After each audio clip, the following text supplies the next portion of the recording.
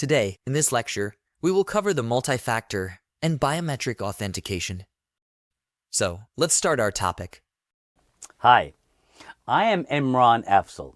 I make learning technology easy, even for beginners in IT. So I have over 25 years of experience in Linux administration, Windows, virtualization, and many more.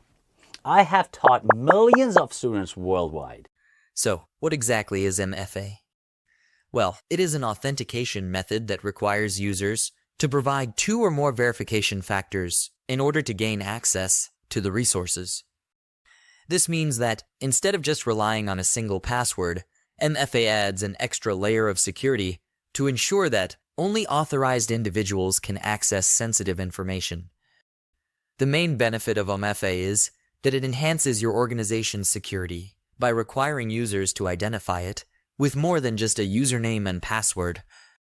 Because using only the username and passwords are very vulnerable to brute force attacks and can be stolen by third parties.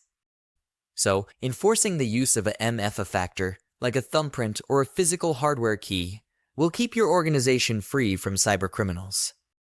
Don't bother, brute force attack is a kind of a network attack that we use to crack passwords. We will cover this in detail in later modules of this course. Now, we will look at the different types of factors used in MFA, including knowledge factors like passwords, possession factors like security tokens, and inherence factors like biometrics. So, multi-factor authentication used a combination of these elements to authenticate. In terms of knowledge, it is like an answer to a personal security question, a password, or a one-time password. Well, the OTP can be both knowledge and possession. Because you know the OTP, and you have to have something in your possession to get it, like your phone. For your knowledge, an OTP stands for one-time password, and it is a secure code generated for a single login session.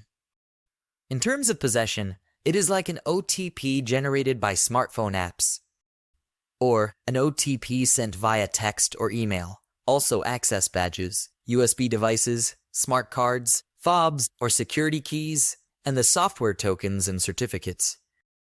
Finally, in the term of inherence, it is like a fingerprint, facial recognition, iris scanning or other biometrics, and also the behavioral analysis. Let's consider some real-world scenarios where multi-factor authentication is used to enhance security. For example, consider a scenario of an online banking. Let's say you want to transfer money from your bank account using an online banking app. In this case, after you have entered the username and password, the bank sends one-time password to your registered mobile phone. So, you must have entered this OTP to complete the transaction.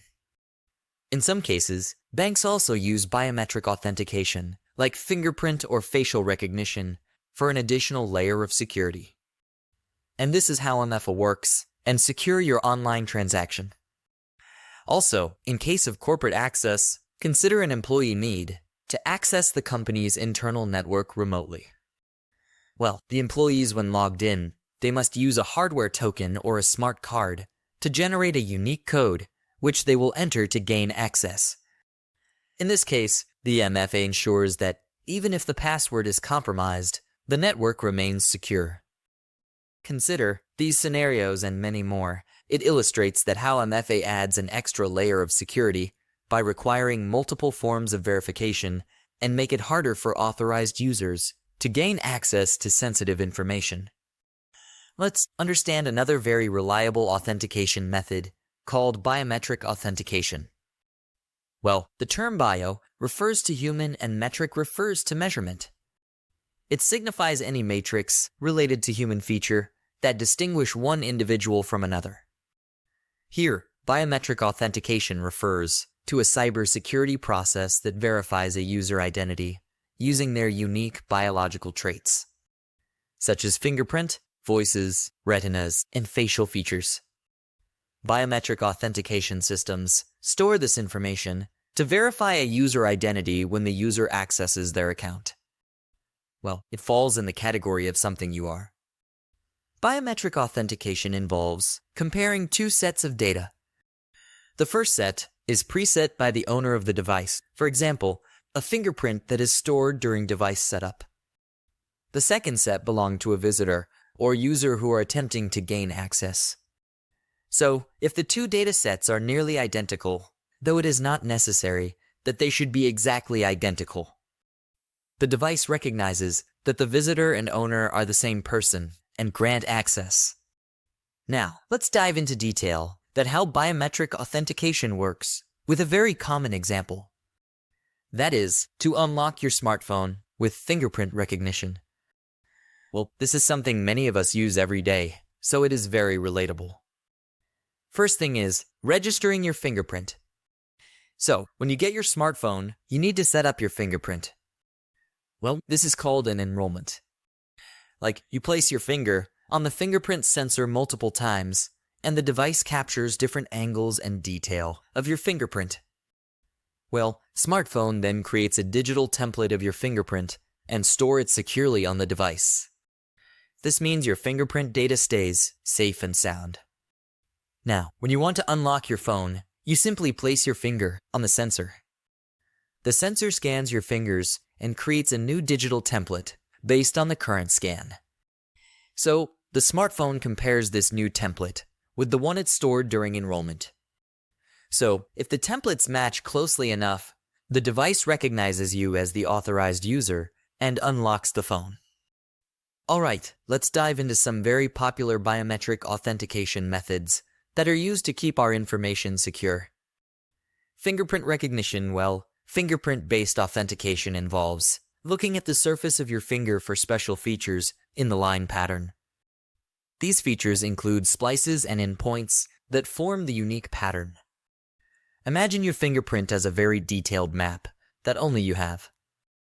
These details are stored as an image that make it very hard for anyone else to replicate your fingerprint, and that is pretty cool. Facial recognition. Well, facial recognition works by examining various parts of your face to see how they match in terms of shape, position, and location. Sometimes this even means looking closely at surface features like your skin. The technology behind facial recognition for security comes from face detection, which find faces in more complex images that might have multiple faces. Over the year, this technology has advanced a lot that make it a top choice for remote recognition. This technique does not just recognize faces, it also identifies who does not fit in the crowd. So, in this way, security can spot suspicious individuals, even if they are not specifically looking for known faces. Iris scan finally. Let's talk about iris scanning. In an iris scan, a scanner reads the unique characteristics of your iris, which are then converted into an encrypted barcode. Imagine you have a secret code hidden in your eyes, like a unique barcode. This security technique is highly effective, especially when using infrared light. It is like having a special code that only your eyes can reveal that make it a very secure method. Well, I hope you found this lecture informative and engaging. I will look forward to see you at the next lecture. If you enjoyed the lesson, please give it a like and share your thoughts in the comments. My team and I have worked so hard to make learning simple for you. Thanks for watching, and let's keep learning together.